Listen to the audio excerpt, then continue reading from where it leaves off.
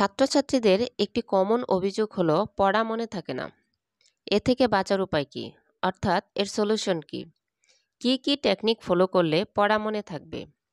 সুপ্রিয় শিক্ষার্থী বন্ধুরা, পড়া মনে থাকবে এইরকম কিছু জাদুকরি কৌশল নিয়ে আজ আলোচনা করব। তবে আর দেরি না করে মূল আলোচনায় চলে যাচ্ছি। পড়া মনে রাখার কিছু কৌশলের মধ্যে গুরুত্বপূর্ণ প্রথম যে কৌশল তা হচ্ছে সৃষ্টিকর্তার নামে পড়া শুরু করা। আপনি যে ধর্মেরই হন না কেন, সৃষ্টিকর্তার নাম নিয়ে আপনি পড়া শুরু করুন। আপনি যদি মুসলিম হন, বিসমিল্লাহির রহমানির রহিম বলে তারপর 7 বার রাব্বি জিদনি ইলমা বলে পড়া শুরু করতে পারেন। এভাবে আপনি যে ধর্মেরই হন না কেন, সে ধর্মের নিয়ম অনুযায়ী সৃষ্টিকর্তার নাম অনুসরণ করে পড়া শুরু করুন। এতে আপনার পড়ার মনোযোগিতা বেশি আসবে। 2 নম্বরে হচ্ছে পরিকল্পনা করে পড়া। আপনি আগামীকাল কোন বিষয় পড়তে যাচ্ছেন তা পূর্বে রাতেই ছোট্ট একটি নোটবুক বা প্যাডবুকে লিখে রাখতে পারেন। অনেকেই হুটহাট করে পড়তে বসে যান। পড়তে কোন বিষয় আগে পড়বেন বা কোন বিষয় পরে পড়বেন সেটা বুঝতে পারেন না। তাই আপনি আগামীকাল কোন বিষয়গুলো পড়তে পারেন বা পড়া উচিত আপনার, সেটি আজকের পড়া শেষ করে একটি নোটবুকে লিখে রাখতে পারেন যে কোন কোন বিষয়গুলো পড়বেন। এতে করে আপনার পড়া বেশি মনে থাকবে। 3 নাম্বার হচ্ছে টপিকস অনুযায়ী পড়া। অনেকেই টপিকস অনুযায়ী না পড়ে 10 বা 15 দিনের সময় নিয়ে একটি করে বই শেষ করে ফেলেন। বইটি তাড়াহুড়া করে শেষ করার জন্য আপনি বেশি তাড়াহুড়া করেন, যার ফলে আপনার বইটি শেষ হয় কিন্তু পড়া আপনার ব্রেনে ঠিকভাবে সেট আপ হয় না। অর্থাৎ মেন যে টপিকসগুলো সেটা কিন্তু আপনার ব্রেনে ঠিকভাবে সেট আপ হয় না। ধরুন আপনি 15 দিনে 3টি সাবজেক্ট পড়বেন। এই 3টি সাবজেক্ট থেকে টপিকস সিলেক্ট করে আপনি পড়তে পারেন। এর ফলে কি হবে, একটা বই শেষ করার চেয়ে আপনি যদি 2 বা 3টা সাবজেক্ট একসাথে প্যারালালভাবে পড়তে পারেন, তাহলে আপনার 3টা বিষয় আপনার পড়া শেষ হয়ে যাচ্ছে এবং হচ্ছে আপনি খুব মনোযোগ সহকারে সেই পড়াগুলো কমপ্লিট করতে পারছেন। এবং আপনার ভিতরে কোনো একঘেয়েমি আসতেছে না। অনেকেই কি করেন যে বাংলা বিষয় পড়ছেন, বাংলা পড়তেই আছেন 1 মাস পর্যন্ত বাংলায় পড়ে যাচ্ছেন। এদিকে আপনার সাধারণ জ্ঞান, গণিত, ইংলিশ এগুলোর কোনো খবর নাই। তাই আপনি পড়ুন, অল্প পড়ুন কিন্তু প্যারালালভাবে পড়ুন। 4 নাম্বার হচ্ছে নোট করে পড়ুন। ধরুন আপনি বাংলা সাহিত্যের রবীন্দ্রনাথ ঠাকুর পড়বেন।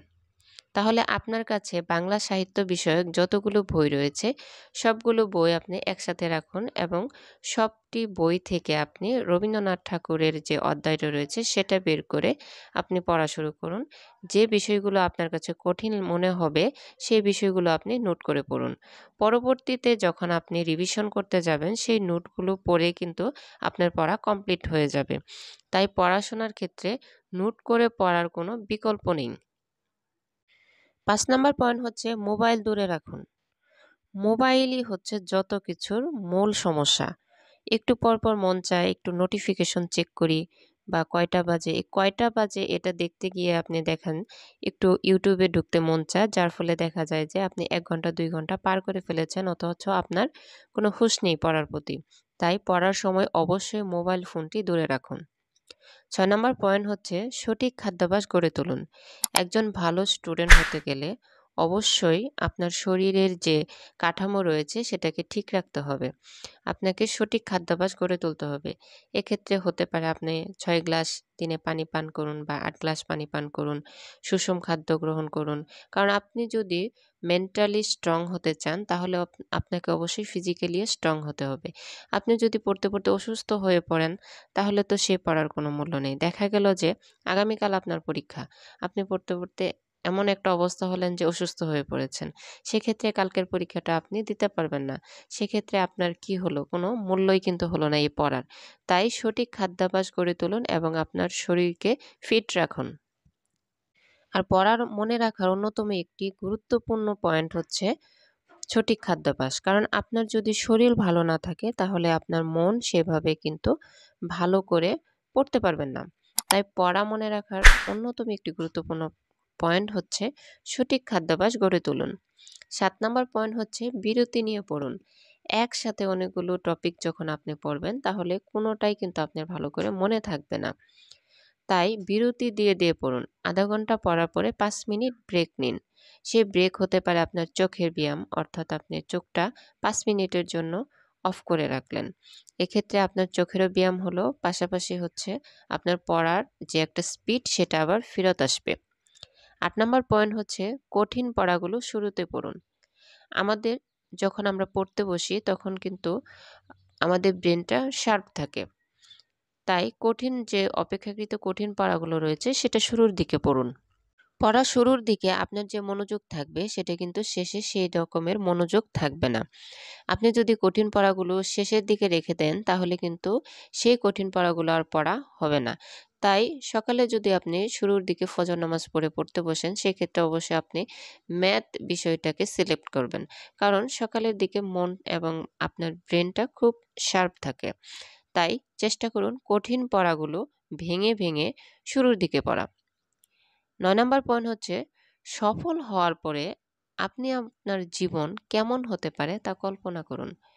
কারণ পড়া যখন আপনার পড়তে না মন চাবে, আপনার অলসতা কাজ করবে, তখন আপনি এই ট্রিক্সটা এপ্লাই করতে পারেন। যে আপনি যখন সফল হলেন, অর্থাৎ আপনি কল্পনা করুন যে আপনি ডাক্তার হতে চান বা আপনার জীবনের এইম ইন লাইফ যেটা থাকবে সেটাই যদি আপনি কল্পনা করুন যে আমি ডাক্তার হওয়ার পরে আমার চারপাশের পরিবেশটা কেমন হবে, আমি ফ্রিতে রুগী দেখব। অনেকেরই কিন্তু এটা ইচ্ছা থাকে যে চারপাশের পরিবেশগুলো কেমন হবে। আপনার হাতে অনেক টাকা থাকবে, সবাই আপনাকে সম্মান করবে, আপনার যে একটা সামাজিক মর্যাদা বাড়বে। এগুলো যদি আপনি একটু মনে করতে পারেন তাহলে দেখবেন যে পড়ার আরও স্পিড বেড়ে যাবে। পড়া মনে রাখার এই ছিল গুরুত্বপূর্ণ কিছু টিপস।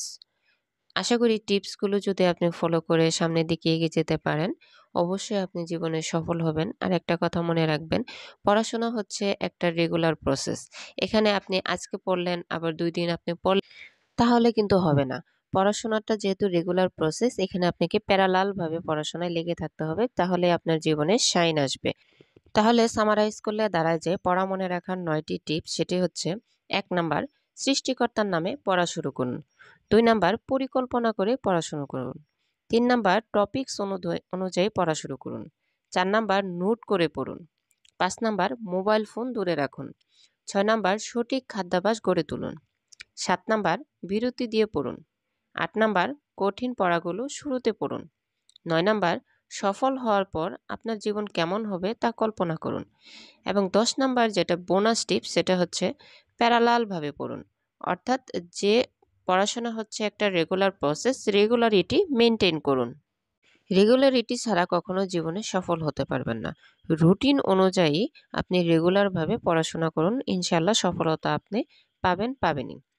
এই ছিল পড়া মনে রাখার গুরুত্বপূর্ণ কৌশল। ভিডিওটি ভালো লাগলে অবশ্যই লাইক, কমেন্ট, শেয়ার করতে ভুলবেন না। ধন্যবাদ এতক্ষণ আমাদের সাথে থাকার জন্য।